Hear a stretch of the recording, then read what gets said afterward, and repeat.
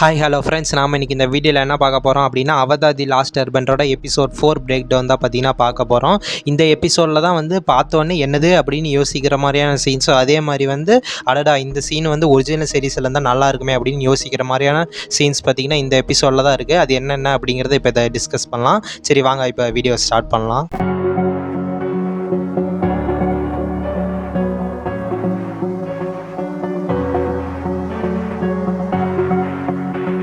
First of all இந்த எபிசோடோட plot original சீரிஸ்லேருந்து எந்தெந்த எபிசோட்ஸ்லேருந்து எடுத்திருக்காங்க அப்படின்னா கிங் ஆஃப் ஒமாஷோ அப்படிங்கிற எபிசோட்லேருந்து கொஞ்சம், அதுக்கப்புறம் கேவ் ஆஃப் டூ லவ்வர்ஸ் அப்படிங்கிற எபிசோட்லேருந்து, அதுக்கப்புறம் ஸ்பிரிட் வேர்ல்டு அப்படிங்கிற எபிசோட்லேருந்து கொஞ்சமாக எடுத்து தான் இந்த 4th எபிசோடை பார்த்தீங்கன்னா மேக் பண்ணியிருக்கிறாங்க. ஆங்கையும் ஐரோவையும் ஒமாஷோட பிரிசனில் அடைச்சி வச்சுருக்காங்க. அங்கே அவங்களுக்கு நடுவில் ஒரு சின்னதாக ஒரு கான்வர்சேஷன்லாம் பில்ட் ஆகுது. அதுக்கப்புறம் ஆங் வந்து பிரிசனில் தான் இருக்கான் அப்படின்னு தெரிஞ்சுக்கிட்டு கட்டாராவும் சாக்காவும் வந்து ஒமாஷோ கீழே டனல்ஸ் எல்லாம் இருக்குது. ஸோ அந்த டனல்ஸ் வழியாக போய் நம்ம ஆங்கை காப்பாற்றலாம் அப்படின்னு அவங்க பிளான் பண்ணுறாங்க.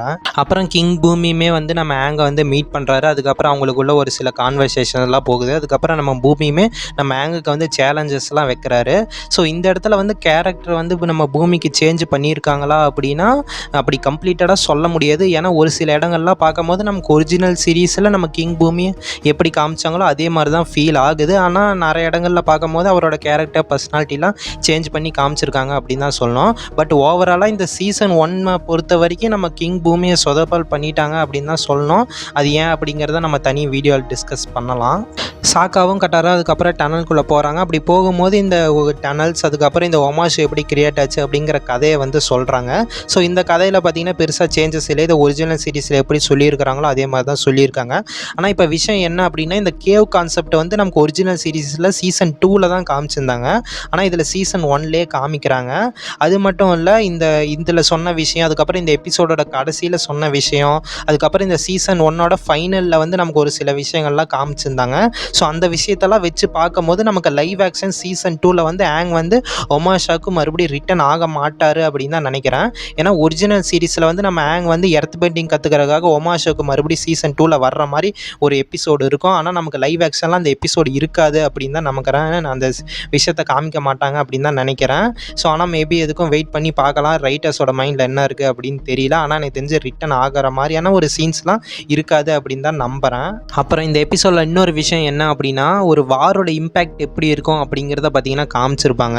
அதாவது இப்போ ஒரு 100 வருஷம் ஒரு போர் நடக்குது அப்படின்னா அதோட இம்பேக்ட் வந்து அந்த மக்களோட மனசில், அதுக்கப்புறம் அங்கே சண்டை போடுற சோல்ஜர்ஸோட மனசில் அந்த இம்பேக்ட் எப்படி இருக்கும் அப்படிங்கிறத நமக்கு இந்த எபிசோடில் சொல்லியிருப்பாங்க சூப்பராக. என்ன அப்படின்னா அந்த நம்ம ஐரோவை கூட்டிகிட்டு போகிற அந்த கமாண்டர் பார்த்திங்கன்னா சொல்லியிருப்பார், இந்த மாதிரி வாரில் வந்து நாங்கள் இவ்வளோ கஷ்டப்பட்டோம், என் தம்பி இழந்தேன், அதுக்கப்புறம் அந்த மாதிரிலாம் சொல்லியிருப்பார். அதுக்கப்புறம் முக்கியமாக இன்னொன்று என்ன சொல்லுவார் அப்படின்னா, நான் டெய்லி தூங்கும் போது அந்த நெருப்போட ஸ்மெல் எனக்கு வர்ற மாதிரியே இருக்கும், அது என்னை விட்டு எப்போவுமே போகவே போகாது அப்படிங்கிற மாதிரி ஒரு டயலாக்கை பார்த்தீங்கன்னா சொல்லியிருப்பார்.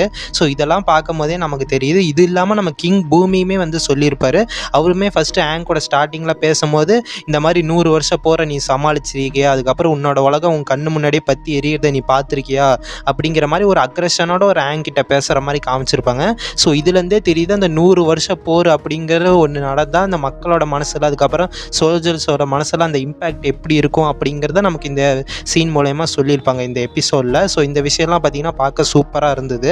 ஸோ இந்த மாதிரியான ஒரு விஷயத்தை பார்த்திங்கன்னா நமக்கு டீப்பாக வந்து நமக்கு ஒரிஜினல் சீரிஸில் சொன்னது கிடையாது. அப்புறம் ஒரிஜினல் சீரிஸில் காமிக்காத இன்னொரு ஒரு சூப்பரான சீன் வந்து இந்த எபிசோடில் ஆட் பண்ணியிருந்தாங்க. என்ன அப்படின்னா ஒரிஜினல் சீரிஸ் பார்த்தா எல்லாத்துக்குமே தெரியும் நம்ம ஐரோ வந்து ஜூக்கோவை ஒரு பையன் மாதிரி நினச்சி நிறைய விஷயங்கள்லாம் பண்ணியிருப்பார்.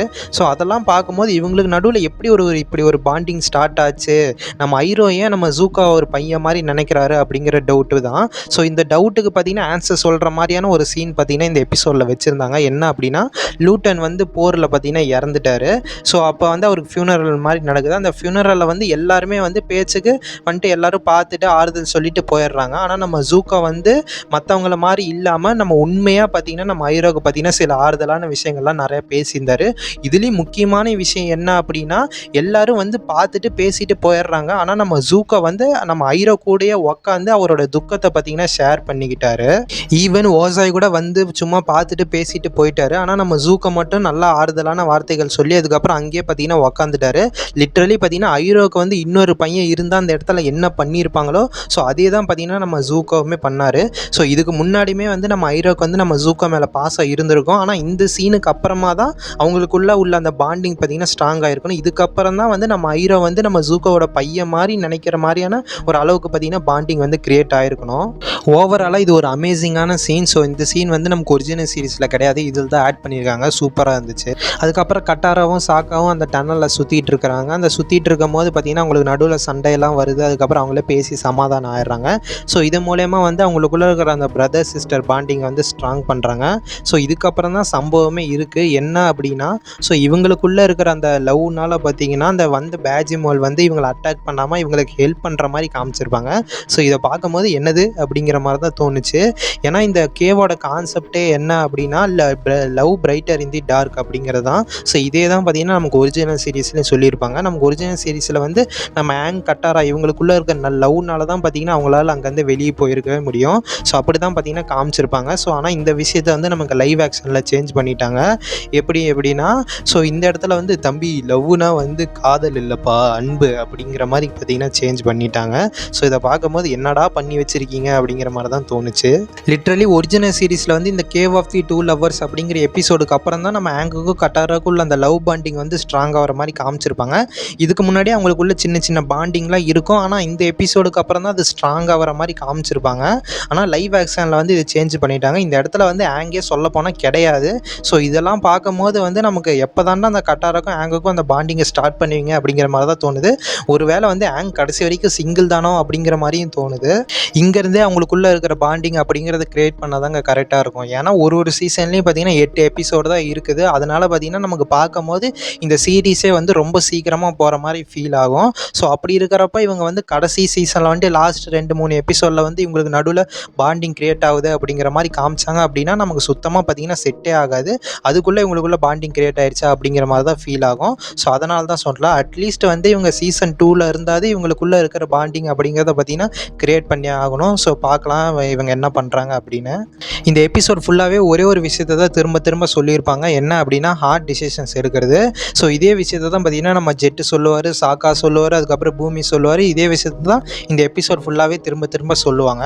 அதுலேயும் கிங் பூமி வந்து சூப்பராக ஒரு டயலாக் ஒன்று சொல்லியிருப்பார். என்ன அப்படின்னா இப்போ சாப்பாடே கம்மியாக தான் இருக்குது, அதை வந்து நீ இப்போ யாருக்கு கொடுப்ப, நீ வந்து மக்களுக்கு கொடுப்பியா இல்லை வந்து வீரர்களுக்கு கொடுப்பியா? ஸோ இந்த மாதிரி இடத்தெல்லாம் வந்து நீ கடினமான முடிவுகள்லாம் எடுத்து தான் ஆகணும் அப்படிங்கிற மாதிரி சூப்பராக ஒரு சொல்லியிருப்பார். ஏன்னா அதை யோசிச்சு பாருங்களேன், சண்டை நடக்கிறப்ப சாப்பாடே வந்து கம்மியாக தான் இருக்கும். ஸோ மக்களுமே வந்து பசி பட்னியில் தான் இருக்காங்க. ஸோ அப்போ அந்த மாதிரி டைமில் வந்து சாப்பாட்டை யாருக்கு கொடுப்ப, மக்களுக்கு கொடுக்குறதா இல்லை வீரர்களுக்கு கொடுக்குறதா? ஏன்னா வீரர்களுக்கும் கொடுத்து தான் ஆகணும். இல்லைனா அவங்க சப்போஸ் சண்டையில் தோத்துட்டாங்க அப்படின்னா ஸோ ஃபயர் நேஷன் வந்து இடத்த பிடிச்சிருவாங்க. ஸோ இந்த மாதிரி இடத்தெல்லாம் கடினமான முடிவு எடுத்து தான் ஆகணும் அப்படிங்கிற மாதிரி சூப்பராக சொல்லியிருப்பார்.